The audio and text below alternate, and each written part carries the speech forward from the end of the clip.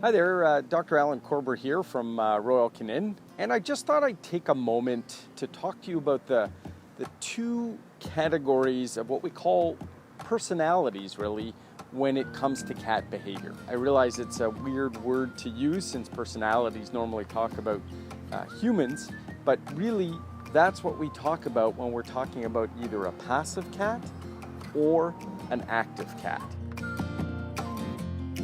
And there's 5 things that we want to keep in mind. One is that passive cats, and we'll take passive cats first, need a real sense of security. And what do I mean by that? Well, if you think about it for a second, if a cat is injured, then they allow themselves to be prey if they're in the wild. Under those circumstances, there's a threat to them if they don't have security. And so giving them an option to hide and be able to feel secure is really important. Secondly, and in conjunction with this, again, they need some places to hide. What do I mean by that? Some places that are up high. So for instance, a cat condo or a cat tree, perhaps one of the window hammocks that have the suction cups that you can adhere to the window. Something that allows them to get out of harm's way and be able to perceive anticipated threats. Thirdly, is the way that we interact with a passive cat. We don't want to force that interaction. We want to allow them to be able to sort of be undisturbed, allow us to be able to approach them in a quiet kind of way. And then fourth, around play. Play should be the kind of thing that's owner and cat controlled. And so what do I mean by that? Again, undisturbed. Something that's low key, something that allows us to approach them, allows them to be able to isolate if they so choose. And then finally, we want passive cats to be able to mark their territory.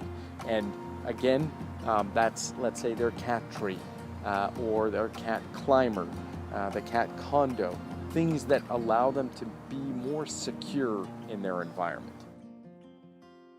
The active cat, who needs more in the way of stimulation versus security. It's been shown that actually cats that are in the wild will spend roughly 18% of their time roaming or hunting. So definitely stimulation is important. That includes visual stimulation. So things like climbing, being in a cat climber, allowing them to be able to perhaps perch on a windowsill if that's an option. Those are things that are really important in terms of being able to give an active cat visual stimulation. And then you can teach an active cat often to come.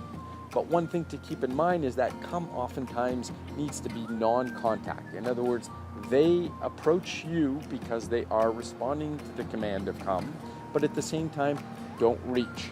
Allow them to approach you.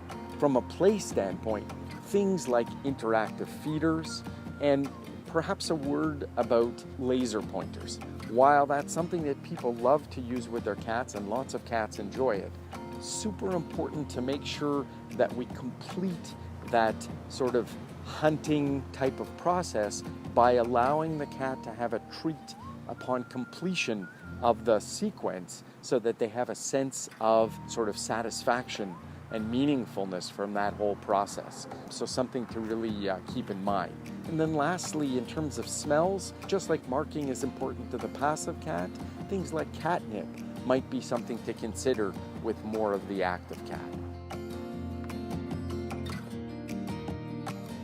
Keep in mind that just like with people where we're kind of a mix of introvert and extrovert, cats are oftentimes a mixture or a combination of the passive and active cat. So don't be surprised if you're noticing similarities from each of the 2 main cat personalities. Thanks very much for joining us again today.